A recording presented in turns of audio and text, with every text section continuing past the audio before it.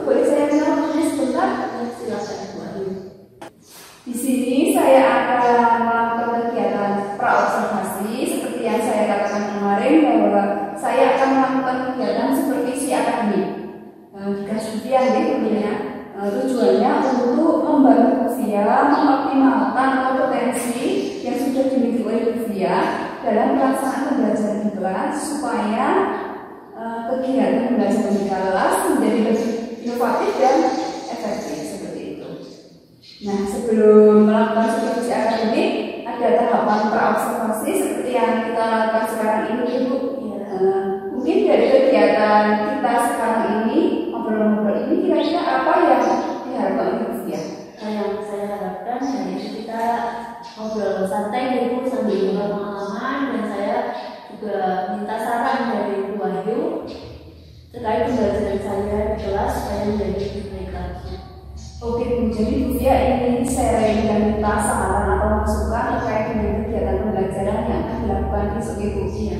Semoga saya bisa membantu Via dan juga Bu Via tidak pernah terbebani oleh kegiatan observasi ini. Kalau boleh tahu, Bu Via untuk kegiatan pembelajaran besok akan mengambil tema apa?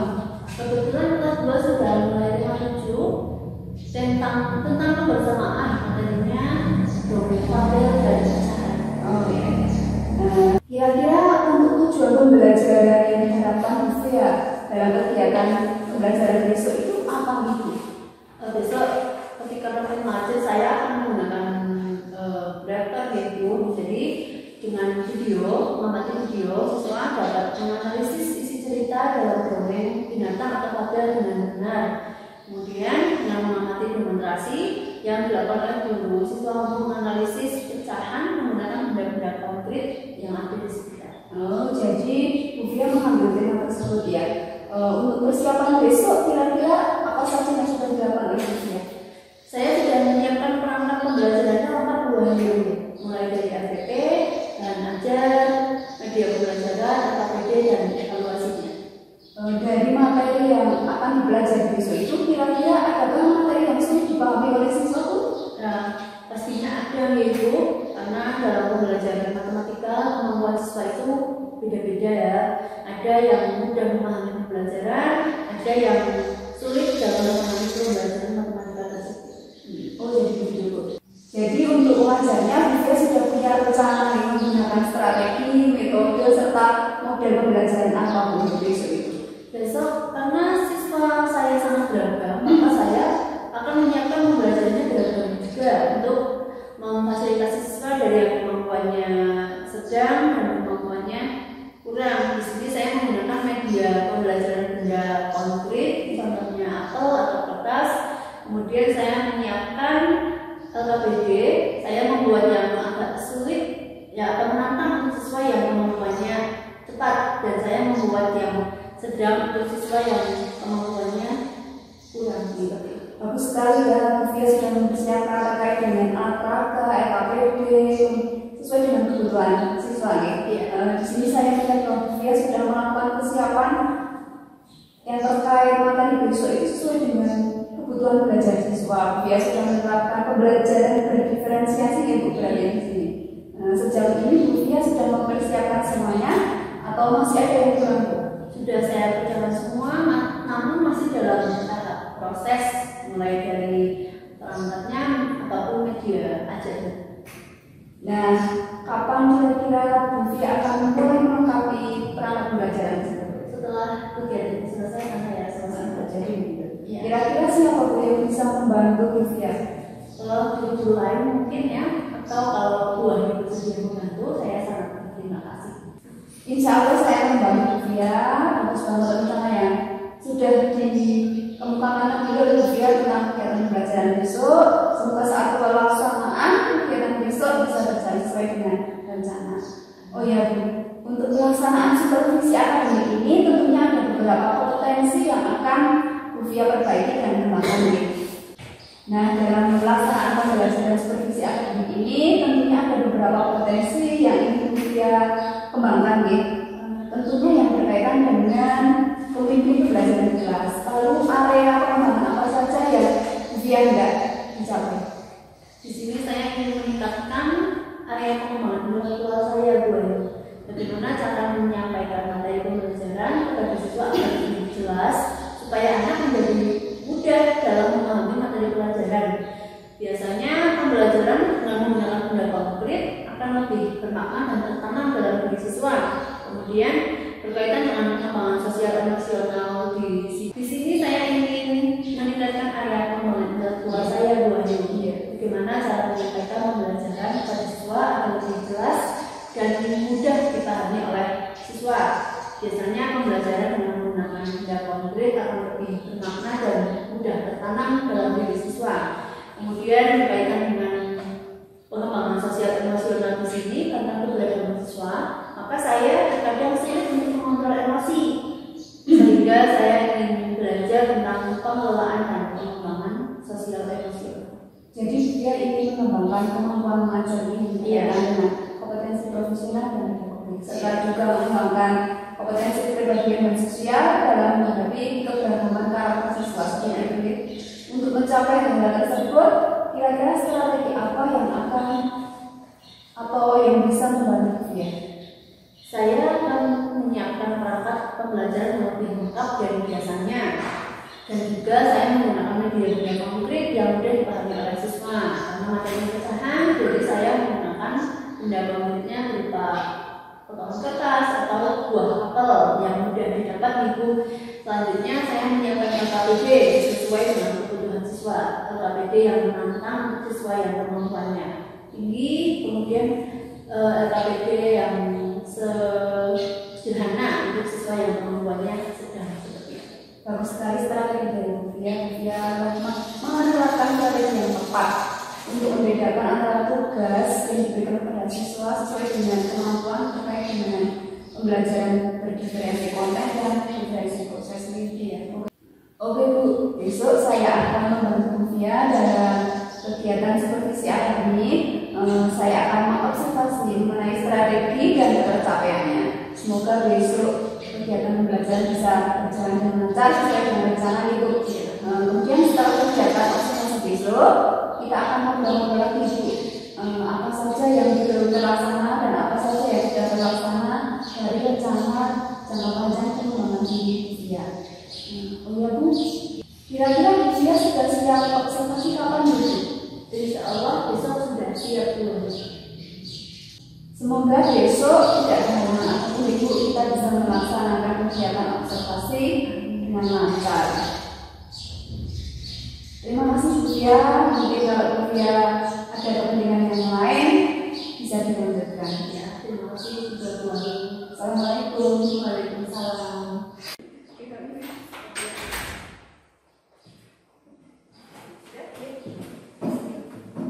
Assalamualaikum warahmatullahi wabarakatuh.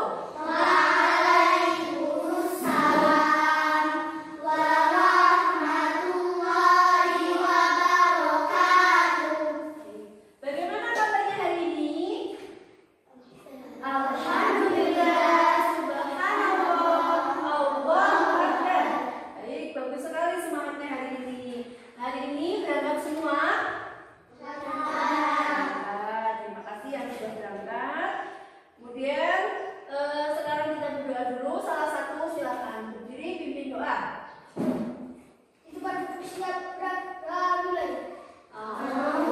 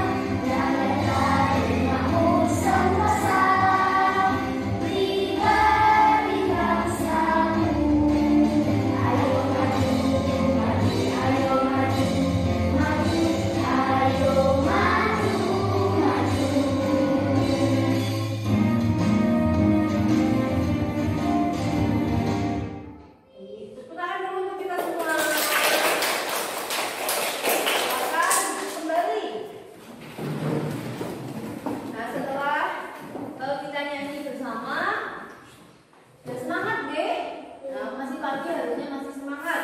Untuk memulai pelajaran, kita tepuk semangat dulu satu kali. Yang keras ya. Ayo, tepuk semangat.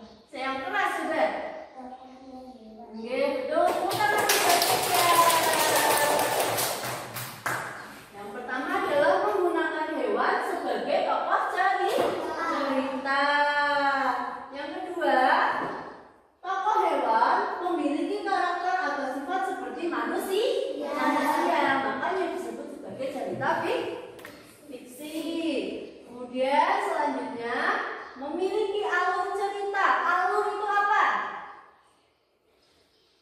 Ayo, Mbak Afaren. Ya, bagus sekali tepuk tangan Mbak Afaren. Alur adalah jalan cerita.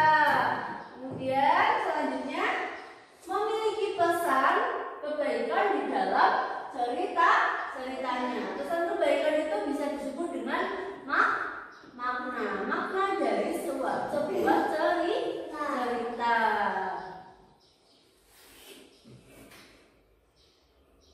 Nah, sekarang kita mendengarkan cerita ya. Ada di halaman 17. Nanti dibukanya nanti. Kita mendengarkan dulu ya. Cerita tentang kecerdikan menumbuhkan kebaikan. Nah, silakan didengarkan dengan sama ya. 7 subtema 1. Muat pelajaran bahasa Indonesia KD 3.8. Perhatikan dongeng berikut ini ya anak-anak hebat. Kecerdikan menumbuhkan kebaikan. Di sebuah gurun pasir hiduplah ular dan tikus pasir.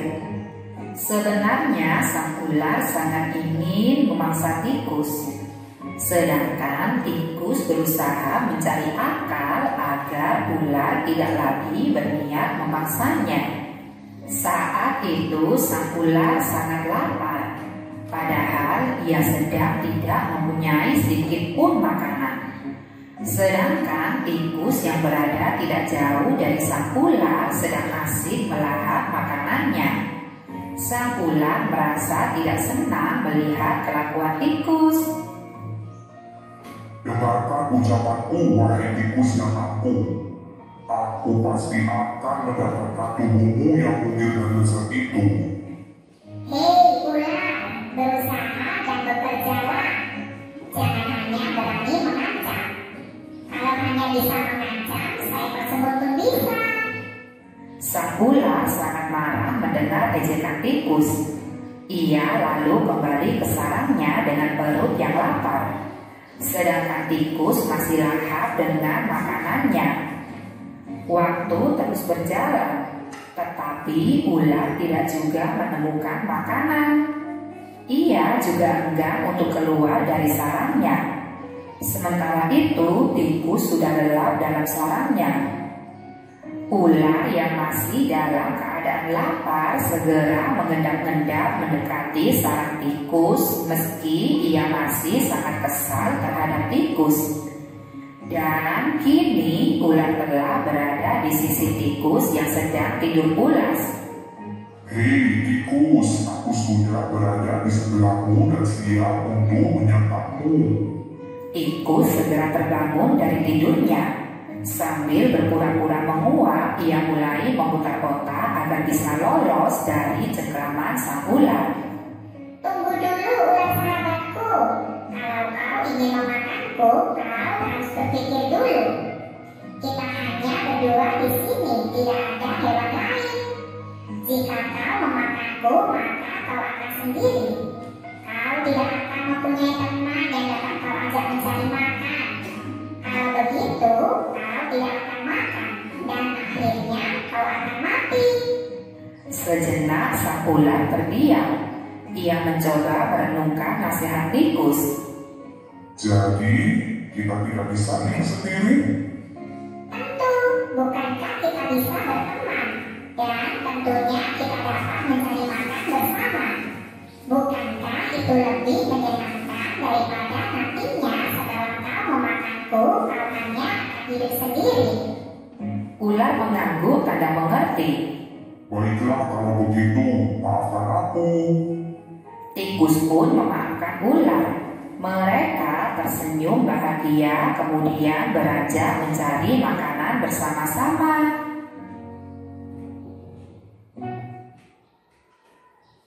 Sudah ya, sudah mendengarkan ceritanya? Apa isi cerita tadi? Tokohnya siapa? Ular dan tikus. Apa yang mereka lakukan?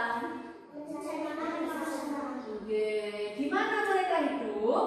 Gunung pasir. Kita perhatikan ya, alur atau jalan cerita dari cerita kecerdikan menumbuhkan kebaikan. Oke, selanjutnya kita mengamati. Ya, setelah kita mempelajari tentang fabel, kita sekarang mengamati.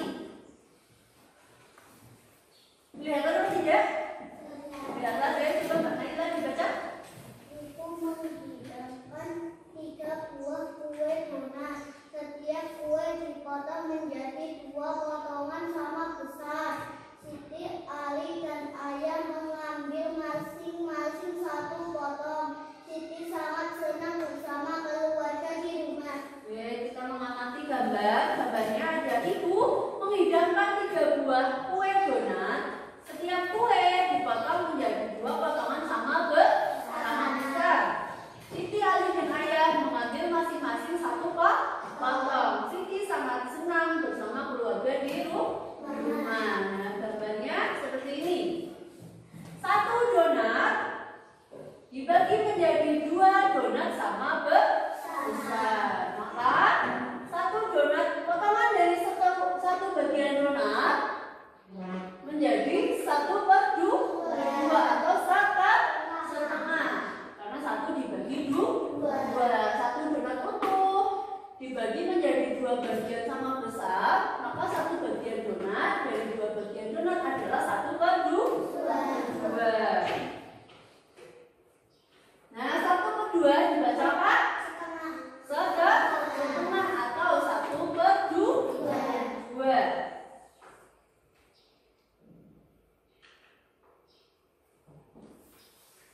Sudah paham deh?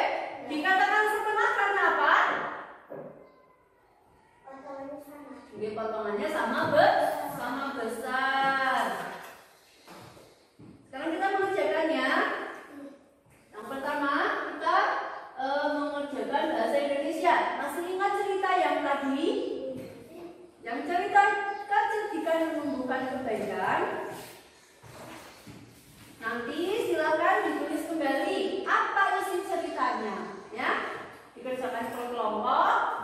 Sudah tak bagi kelompoknya siapa saja, nggih? Kerjakan per kelompok, tidak usah banyak-banyak, cukup 5 baris saja, ya. Tokohnya siapa, alurnya di mana, tempatnya di mana, mereka sedang apa, ya? Paham, nggih?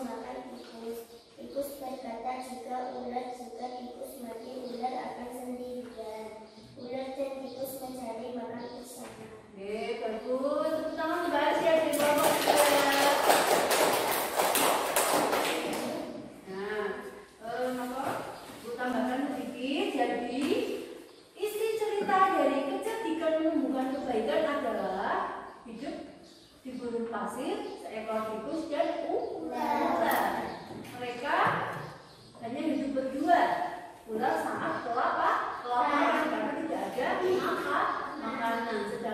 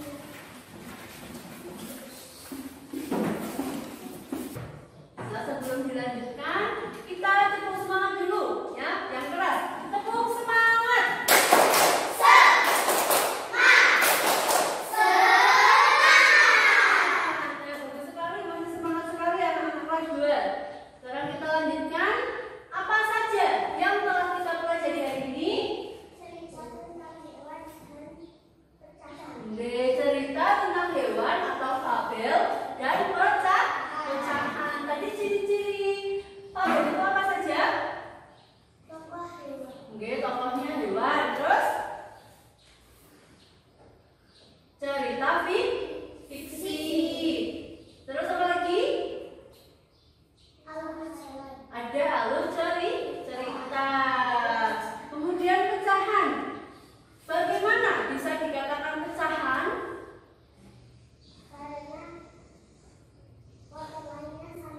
Oke, satu bagian dipotong sama besar.